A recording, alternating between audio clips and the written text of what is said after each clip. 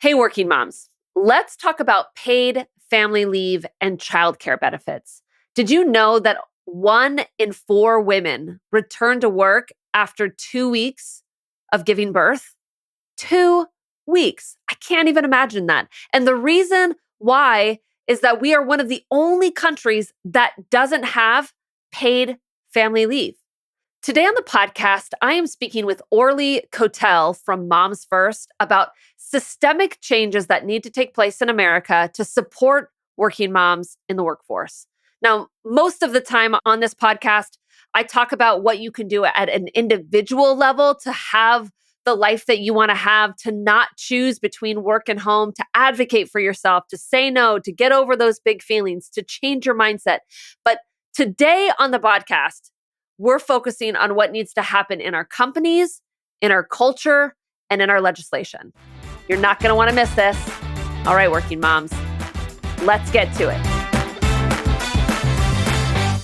Working moms, I am very excited to have a special guest with you. Today I have Orli Cotel from Moms First, and I'm going to have her introduce herself here in just a moment. I'm just really excited to have this conversation because on this podcast, we oftentimes focus a lot on what we as individuals, as working moms, can control, the things that we say yes to, the things that we say no to, how we use our time, where we spend our energy, how we manage our emotions through all of those things, what we advocate for, all of those things. I'm here for you as your coach to help you do that. But we all know that the system is broken and it is not working in our favor as working moms. And there are so many things that can be changed systemically from the legislative level to the corporate level to the cultural level. And Moms First is an organization that I have followed that I think is doing amazing work in advocacy for working moms. And so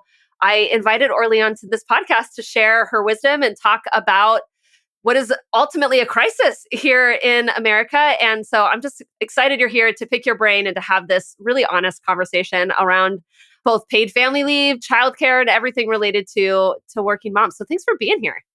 Thanks for having me on the podcast. I'm just thrilled to be here today. I'm so excited to talk about paid leave, childcare, all of the things.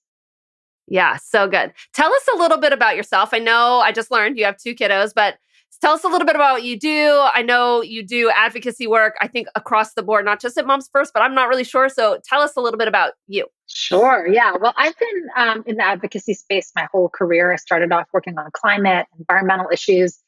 And then I had an experience that I feel like is very common among working parents where I was doing my work, I was thriving in my career, super dedicated to what I was doing. And then I had my first baby.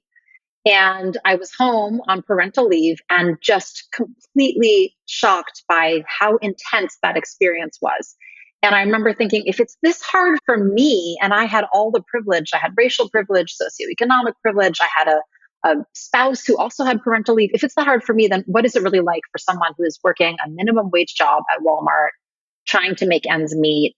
And so I decided to pivot and leave the environmental advocacy work I was doing. And I joined the founding team of the Paid Leave for the US campaign. So we called it PLUS for short, but that was the first national campaign to really push for winning change in paid family and medical leave. And we won paid leave for about 8 million people on that campaign. So we won paid leave at Walmart, Starbucks, Target, CVS, and then turned our sights on figuring out how do we really change things federally. So that was the work that I did. And now I'm at Moms First, which is a fantastic new advocacy organization that was started by Reshma Saujani, the founder of Girls Who Code. And we work on all of these systemic issues that we have to change in order to make workplaces work for women and parents. Yeah, so good. I was thinking about this topic on so many levels because I too have been reflecting a lot on my own privilege and how I have it so much easier than the average working parent out there.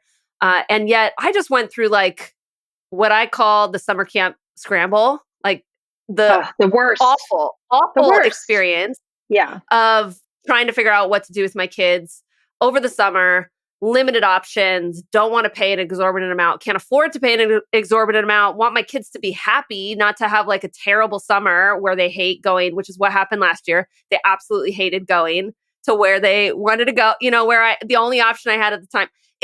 It was awful, and I lost sleep over it, and I've spent months, because you have to start this months before summer starts, figuring this all out. And I sat here and I just went, you know what? I'm smart. I have lots of resources. I actually could afford most of these things, and I know most can't. I have options, which is also kind of rare for people. So I had options other than just one. So I'm in a really good spot, and this is terrible. We have to fix this. And so it struck a chord with me over the last couple of weeks as I've been thinking about this. And then I've also just like recently have had a couple of client conversations hearing about companies that just aren't supporting their people, their women, in the way that they need to, and being scared to share that you're pregnant, and trying to help my clients kind of navigate some of those conversations. Like this is a crisis.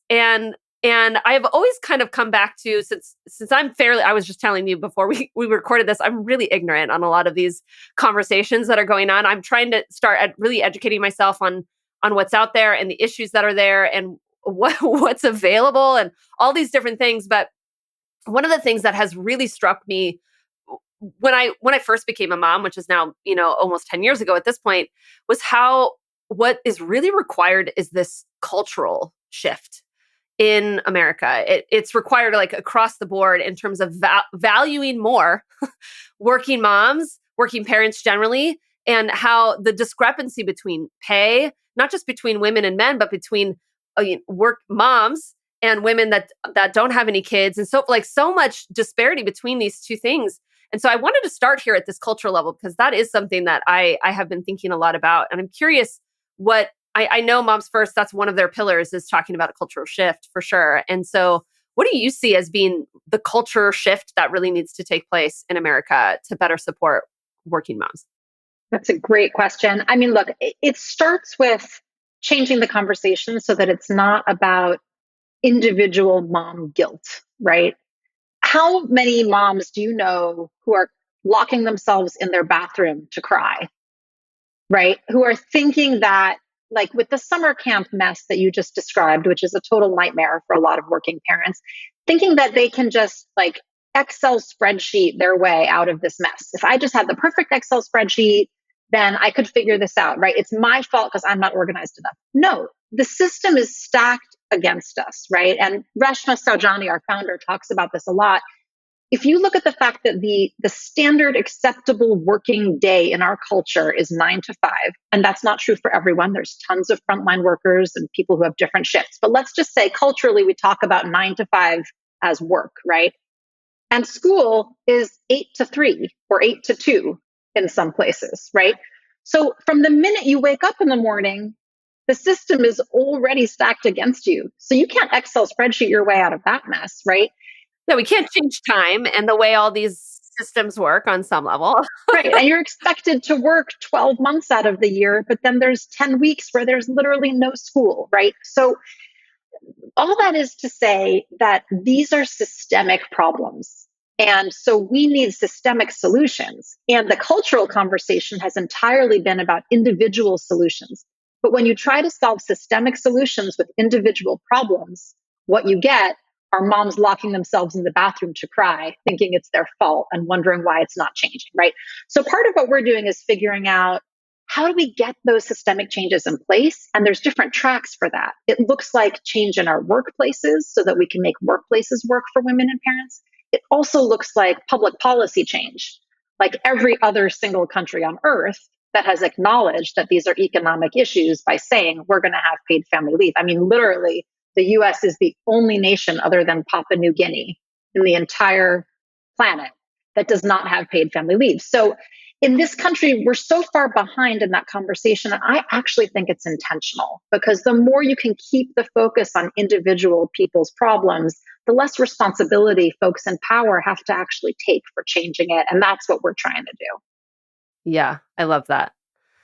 I've said it way early on when I started helping working moms, navigate the challenges that they face. But there's this need to value not just the individual, the working parents, there's a need to value the next generation. There's a need to value family systems. Like for us as a culture, we've become so individualized, and that's where I'm resonating with what you're saying. We've become so individualized that we have lost what it means to move a whole family forward and the next generation forward, and how it's such a wide conversation that needs to be happening. How are you starting to see, I mean, let's move up from culture and start talking about like company. What do you see happening at the company level in terms of conversations and what people are talking about, what needs to happen, and so forth? There's a lot, but I think it might actually be more helpful to zoom out first and just talk a little bit about the landscape for what paid family leave Sure. actually looks like in the US, because then that helps give the context for that company corporate conversation. One thing I think is really interesting is that, so we already talked about the fact that, we're the only nation on earth that doesn't have paid maternity leave. But when I talk with women in powerful positions, mostly in tech, finance, big corporate Tech. Yeah. roles, right? Yeah. They often say things to me like, why can't we be more like Sweden or Canada? I can't believe that in the US, we only have 12 weeks of maternity leave.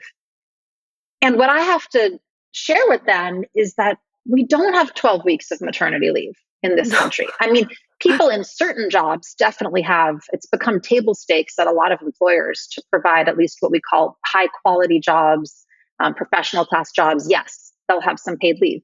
But most people in low wage working jobs, predominantly disproportionately Yeah. women of color, they don't have any paid leave, none, zero. Yeah. And so in this country right now, right, we have 1 in 4 new moms who is back at work less than 2 weeks after giving birth, Wow. Wow. That's a staggering right? statistic. And you're a mom, so you know what that means. Like you're people 2 weeks out. There is no doctor. There is no doctor that is going to approve you to go back to work 2 weeks after childbirth. No. There's no employer that wants me after 2 weeks if I would have thought that. I mean, what we even think, how we even think that that's possible, that one can function, is that's mind-boggling. Mind-boggling. Mind-boggling. And so it's physically dangerous to the health of the birthing parent. It is morally wrong, and it is economically a disaster, because what happens for this country is when people are forced to go back to work before they're ready after childbirth, they end up dropping out of the workforce. When their only option is to show up at work when they still are bleeding from childbirth and can't walk, they end up leaving their jobs. And our country suffers economically, right? Because if you just compare us to the labor participation in Canada, where they do have paid leave, we're literally leaving billions of dollars on the table when it comes to our GDP. So anyway, that's big picture. But I think I never like to talk about the stats without also sharing a little bit of insight into what that actually means for real people.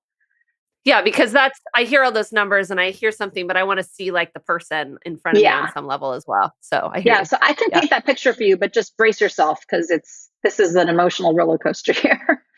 Okay. So here's what this looks like in real life. I had a conversation with a woman a few years ago who was a nurse at the NICU, the neonatal intensive care unit. And that's where the most vulnerable babies go, right? The babies that are fighting for their lives. She told me that she had a patient who came in on a Thursday, gave birth to a micro preemie, a tiny newborn who was not ready to be out of the womb yet. And she gave birth on a Thursday, and she was back at work on her feet as a server at Waffle House that Sunday, because she didn't have a single day of paid leave. And so every day she would go work her shift as a server, and then she would come into the hospital at night and she would sit by her tiny newborn baby's bedside and cry. So that is what we're doing to families in America. That's the real example. And I think it's important to share, this is not just women, right? So I had a different heartbreaking conversation with a dad who he was a security guard in New Hampshire, and He called his boss to say that his wife was in labor and he was on his way in the car driving her to the hospital to have their baby. And his boss said to him, well, sorry, but you don't have the day off today. Drop her off and come back and come in. He said, no, I want to be with my wife while she's giving birth. And his boss said, well, if you don't come in today, you're fired. And so you have to choose. Are you going to be at your wife's bedside during labor? Or are you going to come in? And that is totally legal in this country, not breaking any law, because we can get into this more, but there is this law called FMLA that protects certain people's jobs, but lots of folks don't qualify for it. Millions of people don't qualify. And for those people, you can get fired just for missing one day of work, right? So anyway, I could go on, but that gives you a sense of what we're really talking about. Yeah. And yeah, it's hard to even know how to respond to that. And I think that's why this is such an important conversation. And I'm so glad that we're having it here, and at least in this little nook of the world from this podcast, because it's easy to gloss over that on some level and to move on with life, to hear it, to feel sad, and then think, well, that's a problem. And then kind of move on to the immediacy of whatever's going on in life for you today. But that's why this conversation is being elevated right now. It's because we need to do better, and we can play a part in making things better, for sure. So zooming back out into 1 in 4 women return to work within 2 weeks. We are the only country that doesn't have paid family leave. Just because I do think that this is important, and I would totally admit it to you before we hit the record button, and I'll admit it here now, as I was reading some articles and stuff before we were having this conversation, I had to write down for myself some of the lingo, right? Like FMLA, PFL, what are these things? And even though I've been on maternity leaves, I don't remember, I don't remember. And so it's important to remember what we're talking about, I think, on some level, and make sure everybody knows as these terminologies get, flung around, not just here on the podcast, but as you hear it more and more in legislative conversations and so forth like that. But tell us a little bit about what it is we really need to know when it comes to paid family leaves and job protection and things like that when it comes to this. Yeah, great question. FMLA is the Family Medical Leave Act. It's a Clinton era legislation. It's been around for decades, but all it does is it protects your job if you need to be out for up to 12 weeks for your own medical recovery, to take care of a baby, or to take care of any family member, like a spouse with cancer or an aging parent. So it's great in that it can hold your job for you. And it means that you have to be, when you come back, they have to give you back your same job or an equivalent job. They can't demote you or fire you. Yeah. So coming back to the story of the dad, he didn't qualify for this for whatever reason. Correct. But that, if he did, this is what would have protected him in the end. Exactly. Yeah. That's what would have held his job for him. But I think when you look at the fact that a huge percentage of Americans live paycheck to paycheck, for most people, 12 weeks of unpaid leave would equal eviction or bankruptcy, homelessness. I mean, most people can't go 12 weeks without pay without having severe repercussions on their lives. So, it's great that jobs are protected, but really, if we want to win change for the people who need it the most, there needs to be a way for people to still pay their bills and not have to choose, right, between recovering from childbirth or paying the rent, right? That's what FMLA is. And actually, when I started doing this work about 8 years ago, when I would talk with employers at the time, there wasn't even an understanding of paid family leave in HR departments. So we'd talk with employers and we'd say, do you provide paid family leave? And they'd say, yeah, we comply with the law. We give people FMLA. And we would have to say, no, that's not paid family leave, right? That's right. Unpaid time. So the good news on that front is that there's been a ton of work at the state level, and states have really been leading the way, so that in certain states, this started in California, now it's in 14 states, there are state laws, state programs that will provide pay. So what's interesting about this is these are public programs, right? This is not through your employer. So if you have a baby in California and you are a full-time in-house employee somewhere, not an independent contractor, that's a separate story. But if you're a full-time in-house employee and you need to take paid family leave. You file a claim with the state, your doctor fills out the necessary forms, and the state will send you a debit card that just has cash on it to pay you for that time. And so that type of program, and these basically function like insurance programs where everyone is paying in a little bit, a few $100s a year through a payroll tax deduction. And then when it's time for you to take leave, you file that claim and you can get paid. It's just like insurance. Sure. And if I recall, it's like a percentage. It's a percentage. It's like every state is different. In some states, just the employee pays in some states, the employer also pays in. But it comes out to like minimal amount, less than the price of a cup of coffee per day. But then when you need the money, it's there for you. So it's been fantastic to see 14 states do that. And it's brought paid leave to millions and millions of people. But there are still the vast majority of the states where people get absolutely nothing. And that's where you see people. Only 14 states. Right, exactly. Yeah. And so, my thought is, yes, we need more states to do this and they should step up. But what we really need is we need to join the rest of the world in having national paid family leave legislation so that everyone can be there for their families. And, I live in Northern California. So I think all the time about this town of South Lake Tahoe, where people go to go skiing. Up in Tahoe, it's an interesting little town because the town is on the border of California and Nevada. And Nevada. So half the town's in California, the other half is in Nevada.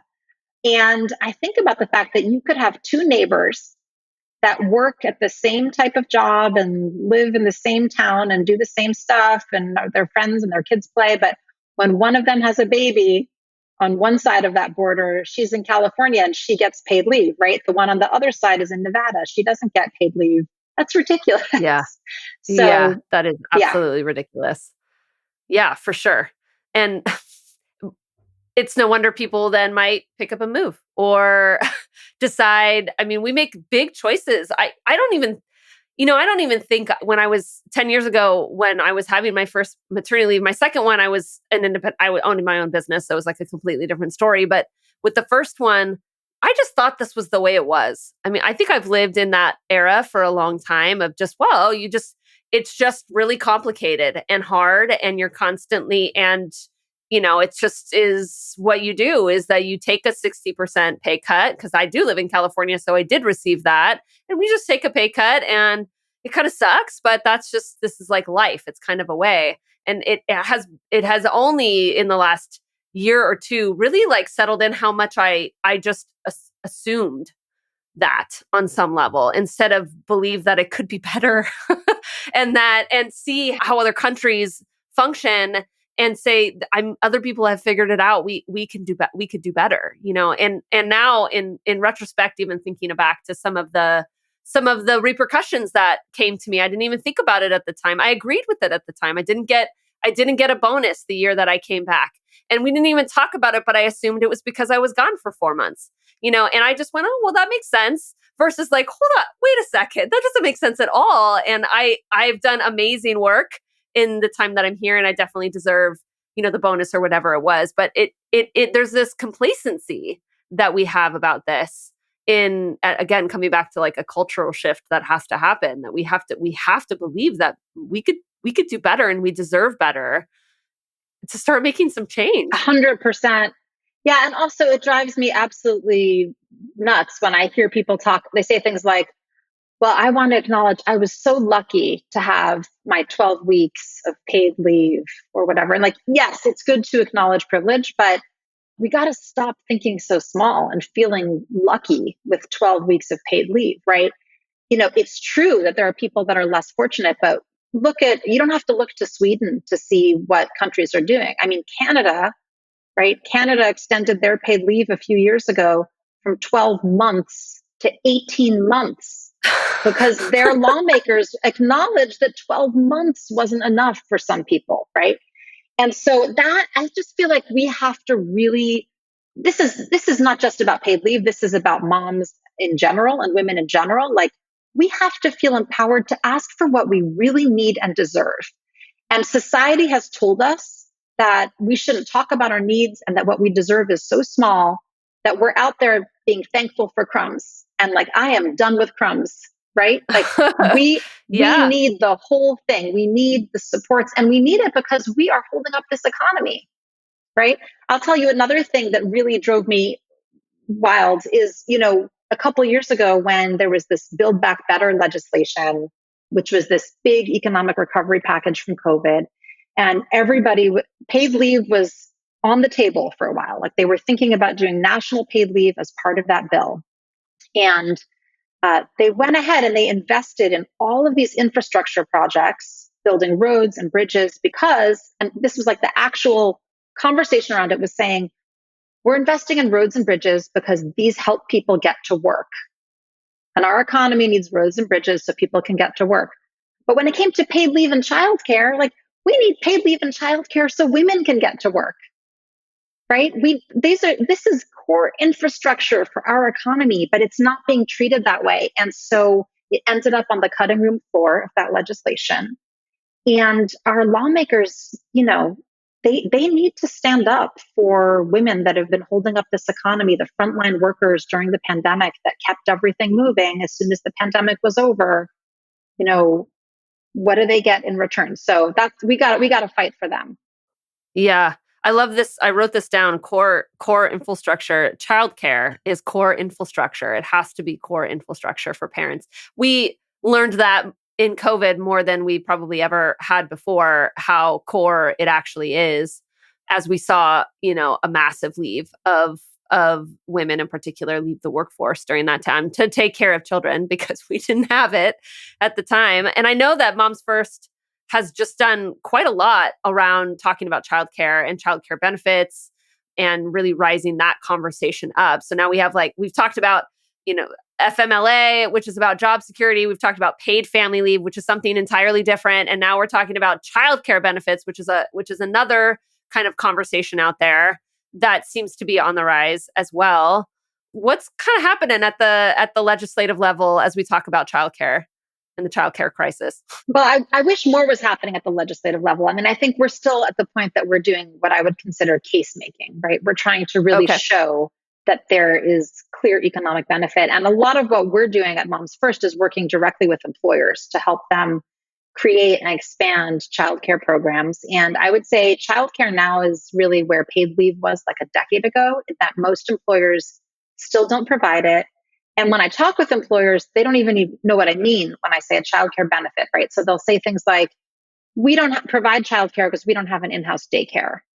And in-house daycare is great, but like that's not going to work for every employer, right? And so when we talk about childcare, there's a whole suite of benefits that companies are starting to provide, whether it's childcare FSA, so you can use pre-tax money to pay for your childcare. There's backup care benefits. Some companies are doing straight up stipends where they just give you cash.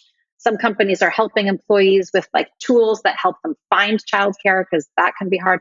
So there's a lot of stuff companies can do far before they even get to the like on-site daycare situation. So we work with companies to do that. And then we also work with them to help talk about how this is financially very important. And we just did this great study with BCG that we launched at the US Chamber of Commerce last month, where we looked at case studies of 5 very different types of employers, ranging from UPS to Etsy to fast retailing, the parent company for Uniqlo and Theory. So very different types of companies, Steamboat, Ski Resort. And we looked at all of their very different childcare benefits, and we tried to see what it would look like if we tried to measure the ROI, the return on investment, across all those companies. And we found that it was phenomenal, that basically childcare is a benefit that pays for itself. And you don't have to take our word for it. That's why we did the study with BCG, right? They're Right, going to be right. really diligent with the facts here. It pays for itself. So when companies invest in this stuff, even just as a private sector benefit, they end up seeing big reduction in their absenteeism, recruitment, retention. UPS had a great story that was part of this study where they shared that they had a mom who was an employee, was working part-time in one of their facilities. She had 3 kids, single mom, and she was calling out from work all the time due to childcare disruptions. But originally, I think this is true for tons of companies, they think they have an absenteeism problem. They don't realize that their absenteeism problem is that they're paying the price for our systemic lack of childcare investment, right? So anyway, she was calling in sick. She didn't have childcare. UPS started a pilot program where they built an on-site emergency backup daycare where if your childcare fell through, you could drop off your kid that day. So she was about to lose her job because she had so many absences. She was on warning, on probation. They were going to fire her. After they built that center, she got promoted. So she went Wow. from almost getting fired to being promoted because they solved the childcare problem for her. So I thought that was a Wow. great story to share. That gives me a little chills just thinking about that. I love that. And I love how the conversation is shifting in this way. It's just it's so important. What do you think we as individuals need to start doing? I think there's a ton that people can start doing. But the most important thing is to stop thinking that this is your fault. To stop taking the blame and feeling the mom guilt and to realize that these are systemic problems and we need systemic solutions. So instead of crying in your bathroom, go cry in front of your legislator's office, I did do right? that actually. I did cry in my bathroom. We've all done Actually, it. at We've work, all I done it. cried. We've all done it.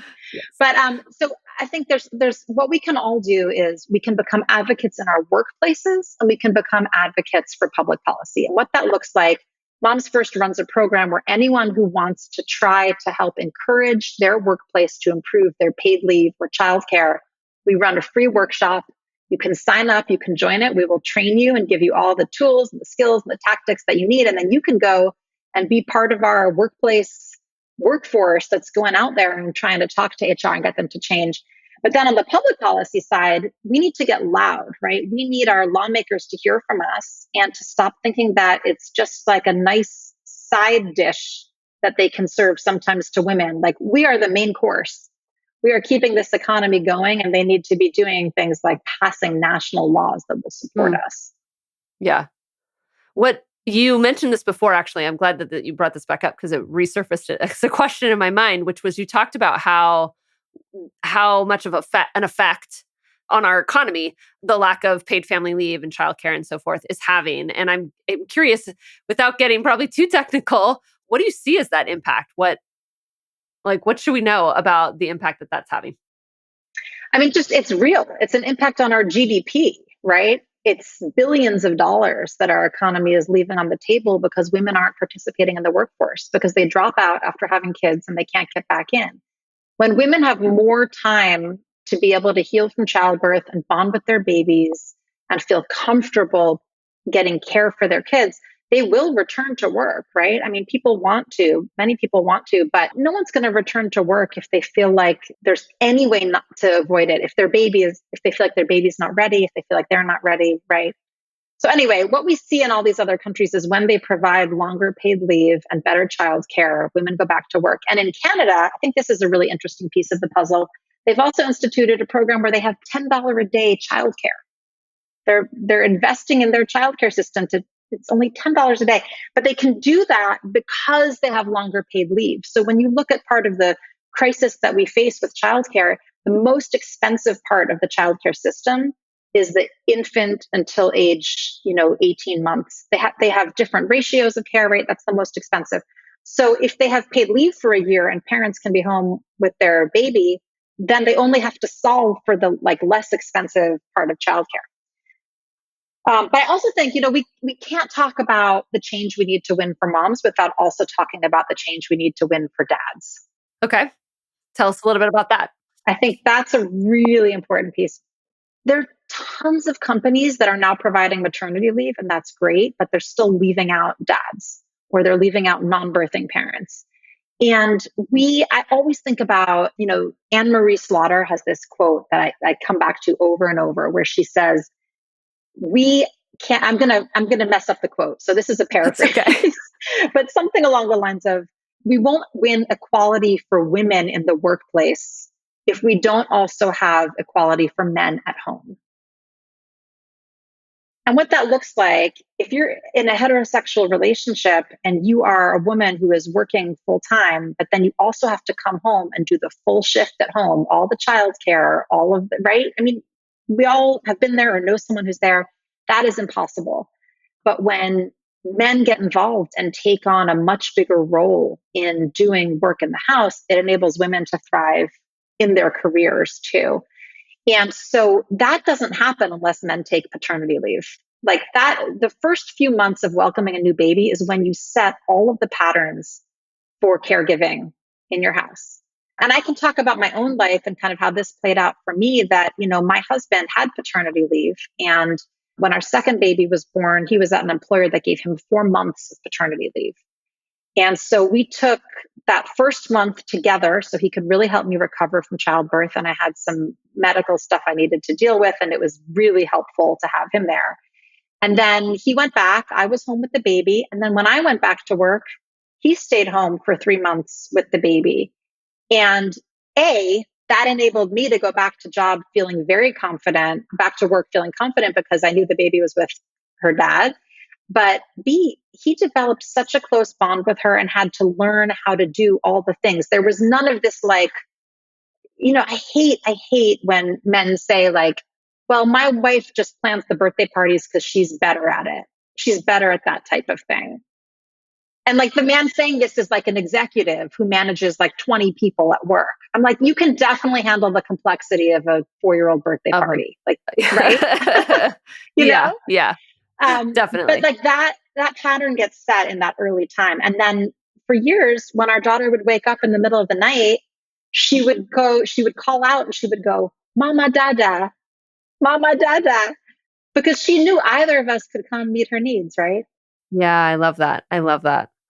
With this conversation comes so many other conversations around stereotypes and breaking through some of those barriers as well.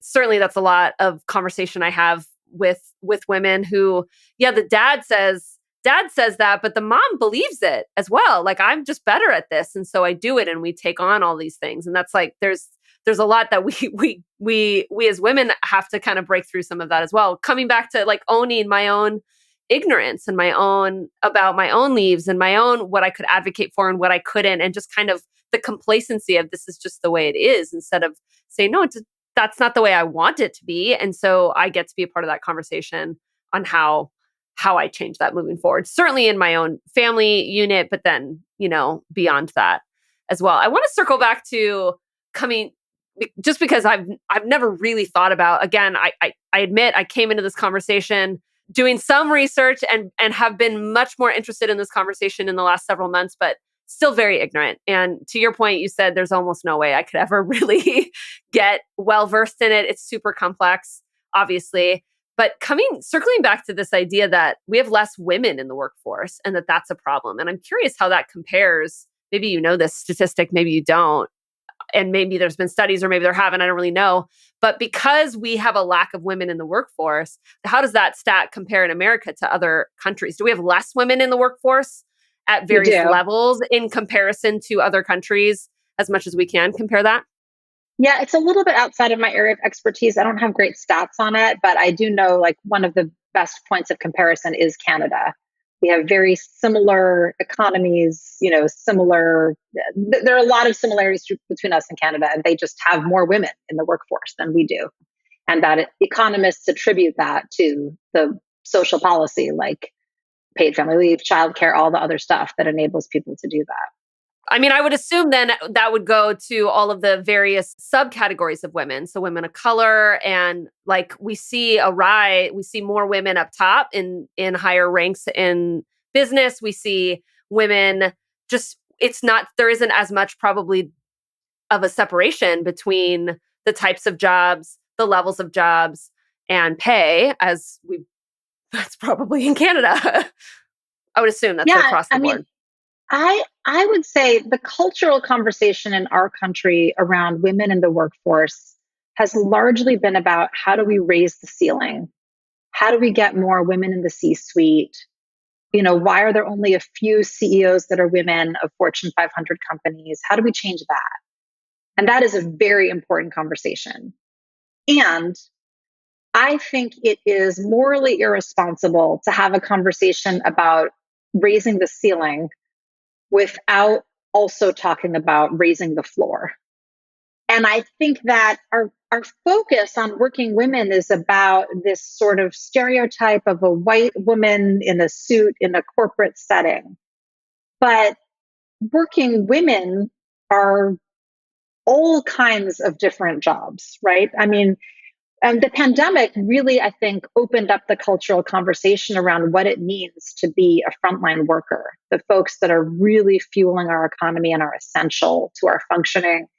And those are the folks that we need to really invest in and deliver for. And when we talk about raising the floor, what I mean is making sure that if you're in a minimum wage job, that you have paid family leave, you can take it, that you have childcare that you can rely on and that doesn't break the bank, right? The kind of the very basic supports that help people get to work. Yeah. Yeah. Okay. So we've talked a bit about being a part of the advocacy, reaching out to legislation. Moms First has a workshop. I was also coming into this conversation starting to think about so many of the listeners I would say are at a managerial level. Like my listeners, my clients and so forth are at a point in their career that they have people below them, and then they get to they're very intricate in this conversation because they have direct influence over other people that may have parental leaves and so forth that they need. And so if we start talking about what we can do as just leaders of other Yeah. people, what does that conversation start to look like? I love that question because there's so much that you can do as a manager if you're listening to this. I would say, first of all, depending on what size company you work for, if you don't have a paid family leave policy or if you think yours is inadequate, like as a manager, your voice matters a lot and you should go to HR and talk with them. And if your HR department wants to expand their benefits, have them reach out to Moms First because everything we do is pro bono. We will work directly in a pro bono capacity to help you develop a better policy, give you benchmarking, give you data, give you tools. So come talk to us. And I would say there's also some no cost things that any company can do right now that you as a manager could push for, including things like making sure that you have an official policy where childcare disruptions are an excused absence because companies don't even know they have a childcare problem because there's no way for someone to report that. They're just calling Yeah, in yeah. sick, right? They're calling in sick and it's fake sick because they can't say like, actually, my, grandma called in sick and can't take care of the baby. And that's why I'm right. So have a way for them to report the childcare disruptions.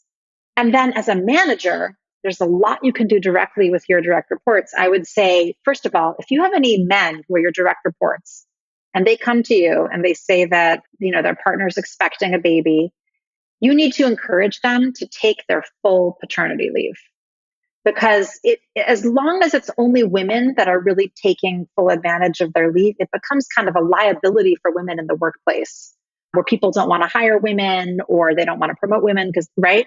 But if men are taking their full leave and they're doing it loudly and proudly, they're really helping to normalize it, and you as a manager can do that.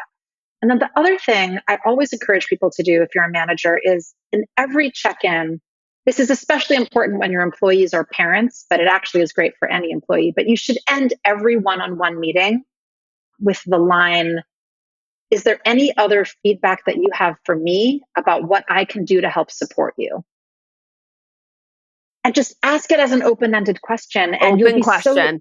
open question. You'll be Yeah. so surprised at the kinds of things that your employees will tell you. And then you can really find out what they need and show up for them and help advocate for their needs. Yeah, I love that. Another one that comes to mind that I talk a lot about with my clients is advocating for how you want your career to be, pre and post leave because so often bosses in the best of intentions don't want to overburden someone that's taken a leave and that can have, very detrimental career effects on people. And so not assuming any of that, but having really open conversations around that and talking about career progress and growth and what people really want in an open dialogue that includes being a mom and being a parent or whatever that might look like is also another important one that is a no cost option is no cost either is to be the one that is having that crucial and courageous conversation. as well. Absolutely. I totally agree with that. I also think if you're in a leadership position, if folks who are listening to this are in senior management, senior leadership, C suite, you can also encourage your company to take a stand when it comes to public policy. That makes a tremendous impact. I mean, I'm looking right now at Pennsylvania, which is the next state that has the chance to pass paid leave. They could become the 15th state with paid leave this year. And they're at a tremendous economic disadvantage when it comes to recruitment and retention. Because you said this earlier, right? You said, like, why wouldn't you just move to another state if that other state has such better benefits for parents? So Pennsylvania, all of their, not all, but most of their neighboring states have these programs. New Jersey has a great paid leave program. Delaware, like all these other states that are near them, and they don't have it. And so companies are now getting involved in Pennsylvania and saying to the governor and to the lawmakers in Harrisburg, like, we want you to create this paid leave program because it will help us have a stronger and wider and Robust richer talent economy. base, Yeah. right? And our Yeah. economy. So Yeah. companies can take a stand on that stuff, and they need to, I think, really, because we also need to position them as core economic issues. So good. This has been such a helpful conversation, Orli. Thank you for being here. If you were to point listeners to other resources to educate themselves, to follow along, besides Moms First, obviously being one, I follow them on LinkedIn, I get their newsletters and so forth. Like, for sure, in that way, what are some other key ones that you think are really useful for people to follow along with? Yeah, well, I would say follow along with Moms First. Follow us. You can come to our website, momsfirst.us. We have tons of resources. You can also follow us on social. I post a lot on LinkedIn about these issues, and I post opportunities for people to engage, like our workshops or petitions and other advocacy opportunities. So you can follow me on LinkedIn.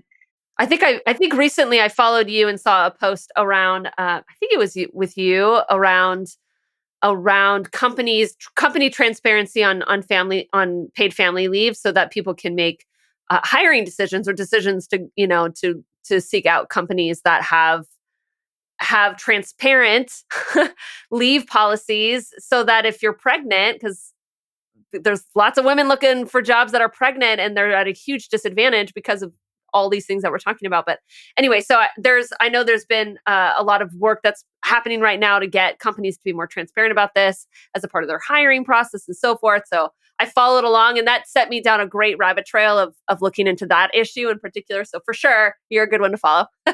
Yeah, that's a great resource I would recommend too, actually, is you're probably referring to like a project that we did with the Skim, and they have a Yeah, I think it database. was. Yeah, so Yeah. they have a database called, it's hashtag show us your leave. If you just Google the Skim and paid leave or show us your leave, you'll probably land there. But they have a database of hundreds and hundreds of companies that have publicly disclosed their paid leave policies, so that you can find employers that are actually doing right by their employees and then go apply for those jobs. So that's a Yeah. great resource too, for Yeah. sure. Love that. So good. Uh, well, thank you again for your time, for what you're doing around this issue and this subject. Just appreciate, it's clearly your life's work and it's so needed. And I appreciate you and appreciate your time. I appreciate you and everything that you're doing to bring this information to your audience too. Can I add one more thing? Yeah, of course. I just want to say, I posted recently on LinkedIn about this, and it got a lot of traction and attention. But I think that there's a real issue where a lot of working women, when they have young babies, the phrase I use is, I call it being in the tunnel, right? Like, you've got a baby. Up until the time that baby goes to elementary school, life is really hard, and you're just trying to stay above water, right? Like, you're exhausted, you're sleep deprived, like all the germs they're bringing home from daycare or preschool, like, you can't even Yeah. handle it. Yeah. And then your kids get older. And so the post I did was a post of my kids, who are now 6 and 9, walking off alone together towards school. And this wave of emotion that I felt, that all of a sudden I realized I'm no longer a little kid mom, which was like a Mm, part of my identity for many years. But like, I don't carry a diaper bag. I haven't done that for years, right? So yeah. I'm not in Yeah. that phase anymore. But when parents are in the tunnel, that's when they really feel super passionate about these issues and they're fired up to fight for it. And it's also when they're the most exhausted and the most stretched thin and don't have a lot of bandwidth or time. So the only way we're going to win change on these issues is if people who aren't parents of young kids, right? People who haven't had kids yet, or folks who have kids off in college, right? Like when you have a little more time on your hands, that's the time to pay it forward and figure out how you're going to fight for women and parents and caregivers in your workplace and really help win that change so that our own kids, when they have kids, don't have to confront the same kind of problems that we've been faced with. I love that. So good. I did read that post and it struck me a lot because it is 100% true that it's almost like we forgot. We want to get out of the tunnel vision so much Amnesia. that when we get out, move on. Yeah. And we do on some level. And it's also the time to pay it forward when we have that little extra bandwidth to put towards those conversations and brain space, brain cells to put to those things as well. So appreciate that. Appreciate that for sure. All right, working moms. I hope that you have enjoyed this conversation, that you will follow some of these resources, join the conversation, reach out to your legislators, do all the things to keep moving this conversation forward. And until next week, let's get to it.